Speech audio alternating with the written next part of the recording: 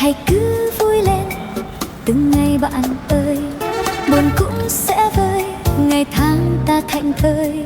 Mặc ai đó buông lời ngang trái, mình hãy cho ngoài tai, không giận hờn chuyện ai đúng ai sai. Đời sau 10 năm từng ngày vội qua, thì hãy yêu thương, học cách ta cần buông.